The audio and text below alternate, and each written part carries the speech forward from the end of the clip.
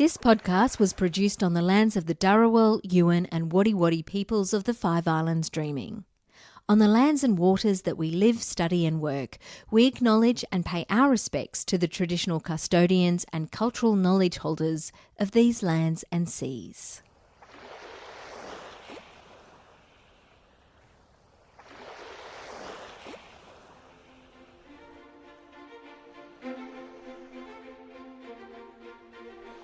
Hello and welcome to Negotiating the Ocean.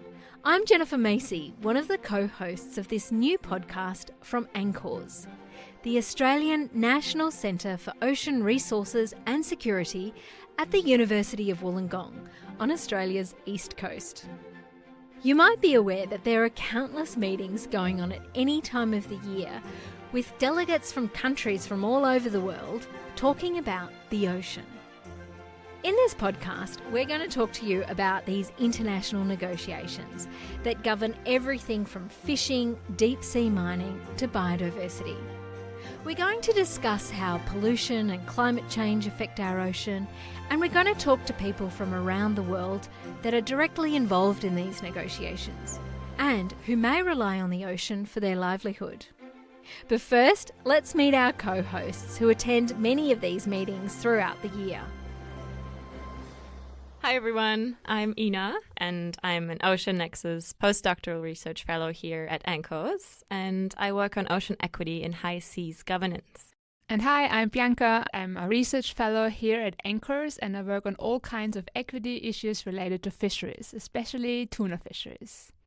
So each episode, we're going to talk about a different issue or challenge facing the ocean. We will talk about the different ocean negotiations right before the conferences are happening. So we invite experts in each of the episodes to give us some insights into key topics. And hopefully this can also serve as a preparation for those working in these areas ahead of attending these meetings. And in each episode, you'll often hear us talking about this term, ocean equity. Exactly, and that term, ocean equity, includes aspects of social and environmental justice, which means, for example, fairness in the negotiations, fairness for the ocean and for its critters, and fairness for those who rely on the ocean for their livelihoods. That also means that the process needs to be inclusive of different voices to make sure that not just the powerful voices are heard, because whether you live by the ocean or far away, the outcomes of the negotiations affect us all. Today's focus is on ocean equity and what it means for some of the people working at the Research Institute ANCORS, because it differs slightly for everyone. And to introduce us to this topic, let's hear from Professor Quentin Hanich, who leads the Fisheries Governance Research Program at ANCORS. So the Ocean Equity Research Program at ANCORS is effectively a collective of researchers who are all interested in different aspects of ocean equity. And we have people who are interested in RFMOs, Regional Fisheries Management Organisations, people who are interested in marine conservation, BB&J, different aspects of them at all different levels. We have engagements with the Indian Ocean Tuna Commission, the Western Central Pacific Fisheries Commission, the North Pacific Fisheries Commission, the Inter-American Tropical Tuna Commission, and the South Pacific Regional Fisheries Management Organisation. So we basically work internationally at both global levels, like with BB&J, and then at regional levels in the whole Indo-Pacific, mostly. And then our driving premise is to undertake research that has applied benefit. The audience for that research are also the stakeholders. So our research is very much an applied methodology where we're engaging with stakeholders, engaging with institutions, understanding not just the context but the key challenges and the key needs and gaps. And then we can work to develop research that's directly targeting that so that it can then provide some outcomes that will help progress towards equity. So here at ANCORS, we have researchers working on many different aspects of ocean equity.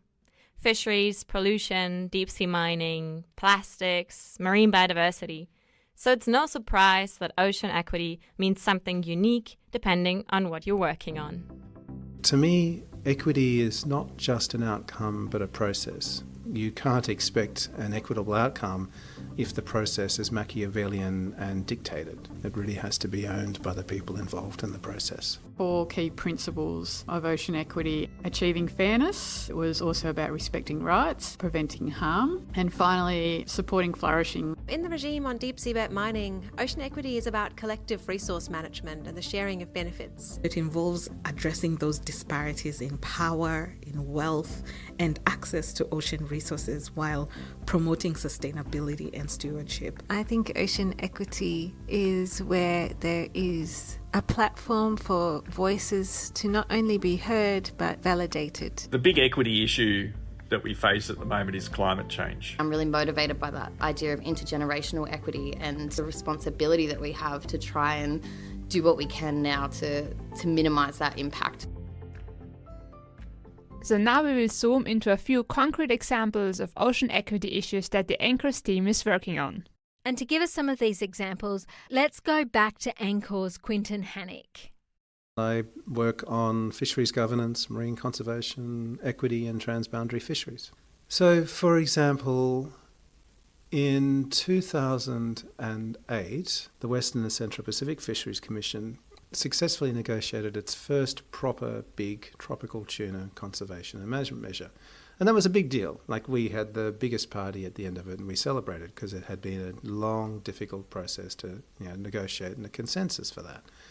And that measure put in place hard limits on big eye, because at the time the science was telling us that big eye was overfished and overfishing was continuing.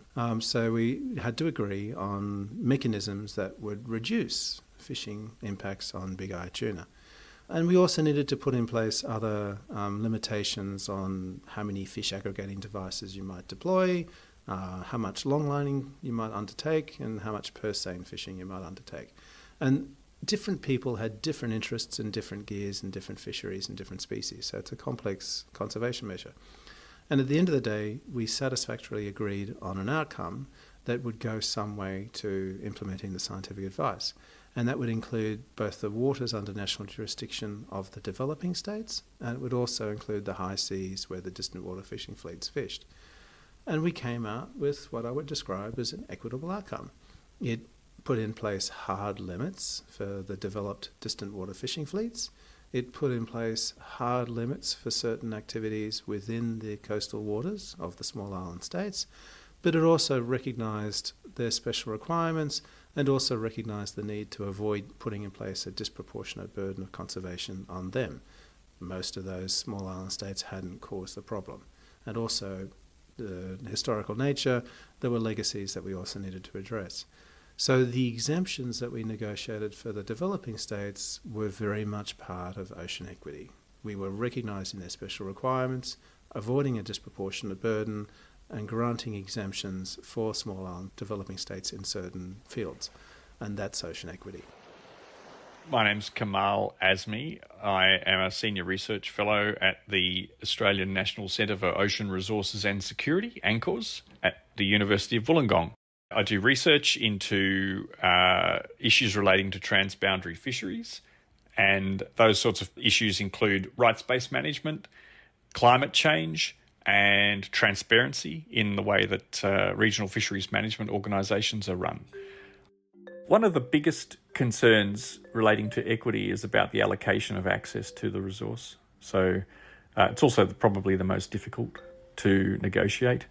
Limiting access to the fishery is one thing, but then there are many different countries that have an interest in those transboundary fisheries. And so RFMO's attempt to allocate that limited access to countries, which always means that pretty much in every case there is not enough access altogether to go around to suit everyone's needs, which means someone has to take a cut or suffer a loss. And that is a very difficult thing to negotiate. One of the big sort of structural barriers to getting agreement on this is that there is no one sitting on top of these organisations who can make a decision. In a national government, a national fishing authority can listen to everyone's concerns and make a decision. And the government can, through that fisheries authority or through the legislature, can impose a decision. once they've heard everyone. In an RFMO, there is no one doing that. Everyone has to agree. And most RFMOs make most decisions based on consensus, which means one member country can veto the whole thing, the decision. And so you end up with decisions that often cater to that last holdout country, which means you often get weaker decisions than you otherwise might have made if there was someone sitting on top of this, being able to, with the power to make decisions. But that's not how international organisations work. So those negotiations can be very difficult. My name's Aline Jaeckel. I'm an associate professor in law here at ANCORS. My work looks at how to make sure that the management of deep ocean mineral resources is based on good governance principles such as transparency and public participation. And I also look at how the governance of deep ocean minerals can be integrated with the new BBNJ Treaty on Marine Biodiversity. My name is Freya Croft. I'm a postdoc researcher here at ANCORS, and my work is at the intersections of ocean equity and blue economy governance, particularly with new and emerging coastal and offshore industries. A lot of our work at the moment is looking at community considerations around sort of that development of offshore wind or these emerging new industries, and it's about realising that, people come at these topics from really different points of view and want different things out of them, and that's sort of for a variety of reasons, so based on values or worldviews and that sort of thing. So I think, there's absolutely negotiations that take place, and that's kind of coming back to that process equity. So how we do those processes fairly, and to make sure everybody sort of has a voice, and to make sure that communities are consulted and engaged with in ways that are equitable and ways that are fair. My name is Randa Sacedon. My area of research at ANCORS is in storytelling, narratives, and ocean governance. I'm particularly interested in the ways that stories can influence our worldview and how they play into the law and cast us into particular roles. I'm also interested in the potential of narratives and stories to open up new perspectives and alternative ways of governing, which can potentially put us into a more holistic relationship with the ocean. The platform for voices to be heard and listened to, but also to be appreciated at a deeper level, engaging in ways of knowing and being in the world that are different or alternative to what we may be accustomed to. In Western scholarship, we're very much trained to be objective and maintain an objective perspective, which has a tendency to disconnect us from our environment and the ocean. And I found in other cultures, this disconnection does not always exist, and the connection is very much alive. And I think we have a lot to learn and a lot to feel as human beings if we are able to open our minds up to our connection as human being to the environment, the atmosphere, the ocean, the sky, and how they are all interconnected together. My motivation to work on this is because we can see patterns of behavior or problems that reoccur time and time again. And my thinking is that this behavior stems from values which are embedded in a particular worldviews. And the worldview itself is often based on a narrative of how we put ourselves as humans in relation to the environment or the ocean or those around us. So within that narrative, we are cast in a particular role. For example, the ocean might be cast as a resource and then the human as a resource taker. But as an alternative, we might also cast the ocean as a giver, a relative, and we may then in turn cast ourselves as a custodian.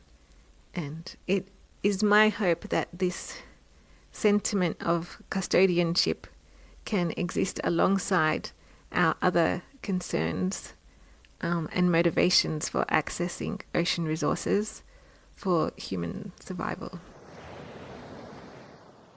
My name is Michelle Voyer. I'm an associate professor here at ANCORS, and I lead the Blue Futures team. We're particularly interested in kind of community and Indigenous-led approaches to developing blue economies. So Blue Futures is connected to the Ocean Equity Program. Like, we do have some funding from Ocean Nexus as well, which is the broader funding mechanism for the ocean equity work that ANCORS does. But we're a little bit different in that our focus is very place-based, it's very focused on local communities, and we do a lot of work in trying to, using that strengths-based approach, work with local communities, and particularly in the Illawarra and South Coast. We do a lot of work with Indigenous communities. My name is Dr. Makrita Solitei. I am an associate research fellow here at ANCORS. I'm engaged in a range of projects over the past 4 years, exploring mostly social contribution of marginalized and Indigenous communities of Kenya and Australia to the blue and circular economy. So because of that power imbalance, most decisions are made without the voices of Indigenous and marginalized people being included. So there's conflict over marine jurisdiction, like, your exclusive economic zones, who uses that, who doesn't use that. And most of the times our Indigenous brothers and sisters and communities are really sidelined. So when I talk about food security and ocean use, it's around that boundary. It's around climate impacts, where mostly the marginalized and Indigenous groups who use this ocean for food and other cultural practices, they're actually impacted by these extreme weather events, loss of biodiversity, ocean warming. And so that loss of livelihood and territories due to these climate-induced changes, it brings this inequality. And then on top of that, there's pollution. I'm part of a marginalized community myself, being an African Black woman, and being privy to racism, being privy to discrimination like any other woman would go through. But, as a Black woman, it's different. I have more empathy to see where people are marginalized or, are silenced by policies, and it affects them deeply. So I think that's my greatest motivation in working in that space and in working with Indigenous groups and marginalized groups and resource-constrained groups. But also more than that, like literally more than that, I really love this space. I love being outside. I love being in the ocean. I always feel connected to the salt water, given that I've grown up around it all my life. And just being able to hear the stories from generations and generations on how the ocean has sustained my people.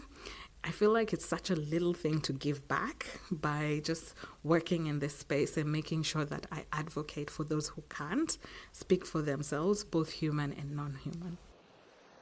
So we know ANCORS is a research institute at the University of Wollongong, but how does it practically contribute to advancing ocean equity, especially at these international negotiations? How does it work on the ground? I think my work has the potential to provide a platform for multiple voices to be heard in language. And so in that sense, we can, on the one hand, maintain knowledge that keeps us connected to the ocean, as well as have the potential to illuminate our own perspective about what the ocean means to humanity.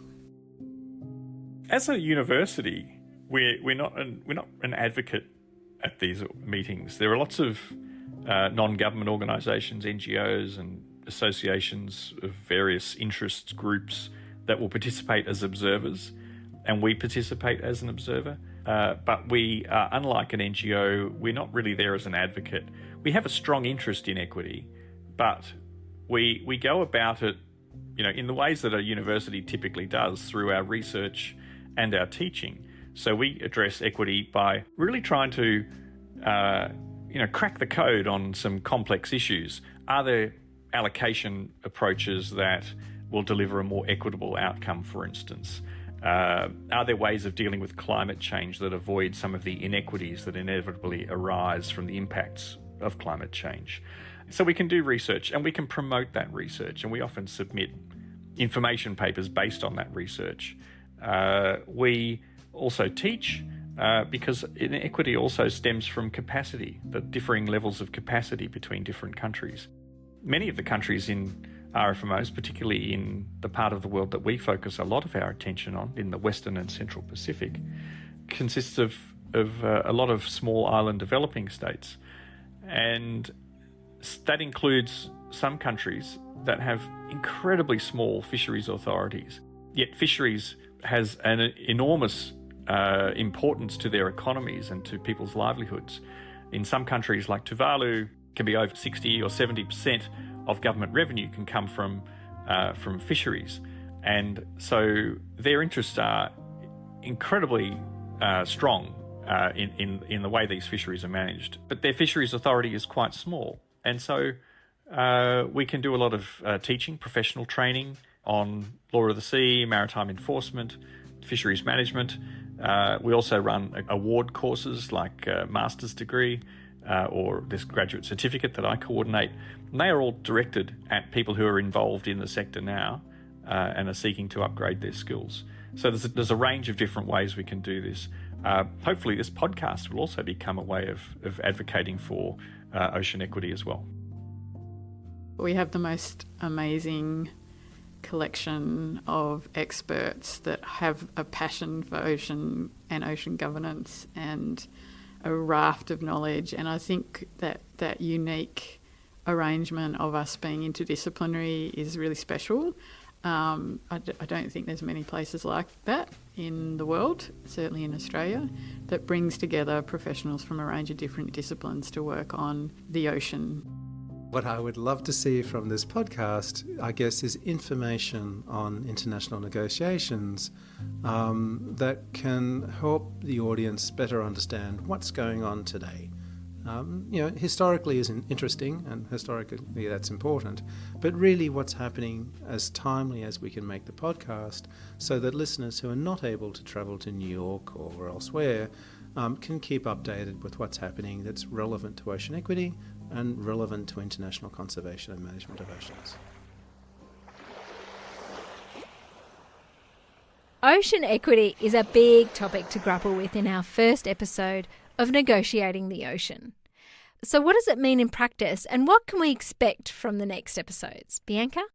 Totally agree, Jennifer. That was a lot to handle. So in the next episodes, we are going to see how it plays out in the real world. So we are going to talk about biodiversity negotiations, which are coming up in April. We will talk about fisheries negotiations and also about how the deep sea mining regulations are going on. And our upcoming episode is on a new ocean treaty, how the agreement can make a difference. And we will be looking at the marine biodiversity negotiations at the UN that will happen in New York in April. And it's called BBNJ, Biodiversity Beyond National Jurisdiction. Thank you so much for listening to our first episode of Negotiating the Ocean, a podcast about ocean equity in the international negotiations. I'm Jennifer Macy. I'm Ina Tesno von Wysocki. And I'm Bianca Haas. Thank you to all the ANCORS researchers who spoke to us in this episode. And thank you to the Nippon Foundation Ocean Nexus program for their support. And thank you also to Emily Perkins for editing and Suneva Yedman for communication of the podcast. If you want to find out more information about the work of ANCORS researchers, please go to our show notes where you can find links to their research. Or you can go to the website oceanequityresearch.org. And we'd love to hear from you. So if you've got any questions or comments about this podcast, email inatvw@uow.edu.au. Thank you. Thanks, everyone. See you next time.